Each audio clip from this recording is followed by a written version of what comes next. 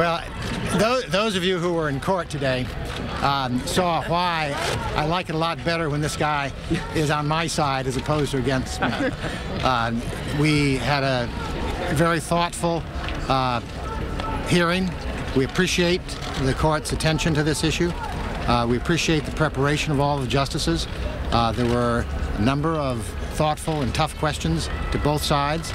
It's now in the hands of the Supreme Court. It's been a long journey here for the last 3.5 years, and I think we're all greatly encouraged that we are within a few months of a final decision on this terribly important case. I think the most remarkable thing that happened in there was that there was no attempt to defend the ban on gay and lesbian marriage. There was no indication of any harm. All that was said in there was that this important constitutional right ought to be decided at the state level as opposed to the federal government. But it is a federal constitution that we have, and it is a federal constitution that guarantees fundamental rights to every citizen in every state. And so when we are now down simply to the question of how do you establish marriage equality, I think you can see how far we've come in the last few years.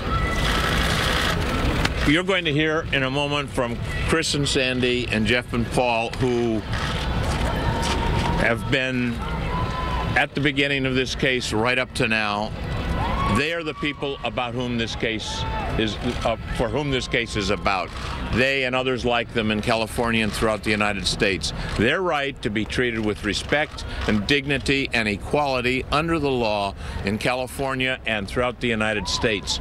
I think one of the most important things that happened today was the fact that the American people were listening to the argument, and as David was saying, the other side, no one really offered a defense for the awful discrimination that takes place when gay and lesbian citizens are not denied the right given to everyone else to have their family relationship recognized and respected equally. Now, everybody, starting later this afternoon, people are going to be able to listen to these arguments and decide for themselves. We are confident where the American people are going with this. We don't know for sure what the United States Supreme Court is going to do, but we're very, very gratified that they listened, they heard, they asked hard questions, and there's no denying where the right is. And we hope that the Supreme Court will come out in that way when they make this decision in June. Now I want you to...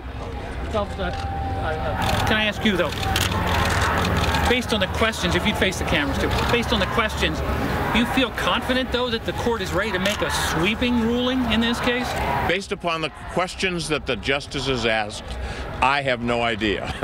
Well, the court has several ways to decide this case, from a very broad, sweeping conclusion with respect to the rights of our citizens in this country to a narrower ruling that would be limited basically to California. The court never gives you an idea how they're going to decide it. They didn't today. They've obviously read the briefs. They care about the issues, and then we'll see what the court decides. We'll answer, David and I will answer some more questions, but I want everyone to hear from the individuals for whom this case is about, the real people, Sandy and Chris and Jeff and Paul, who have been just everyone's hero right from the beginning of this case.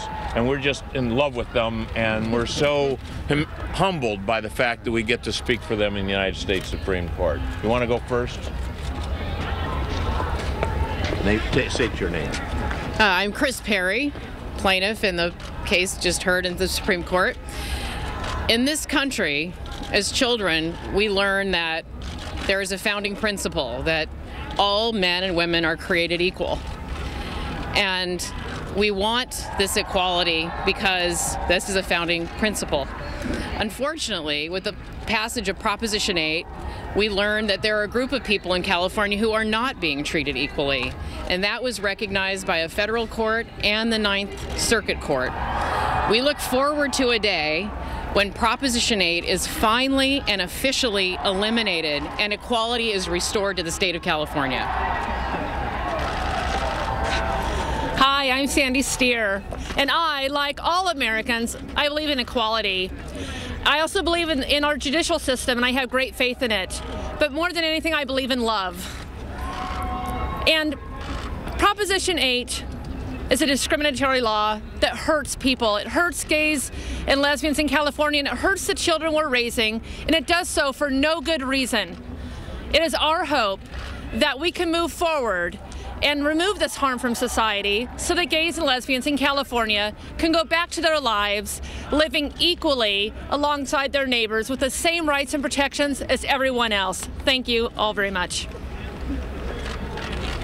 Hi, my name is Paul Katami, and for me, from the beginning, this case has been about securing the right to marry the person that I love and also having the equal access to the most important relationship that I know in life, and that's marriage. So I simply look forward to the day where I can be married to the person I love and start a family like Chris and Sandy have. It's as simple as that. It's our constitutional right, and I cannot wait to start my family with Jeff. Hello, I'm Jeff Cirillo. We are so pleased to have had this opportunity to present our case to the United States Supreme Court today.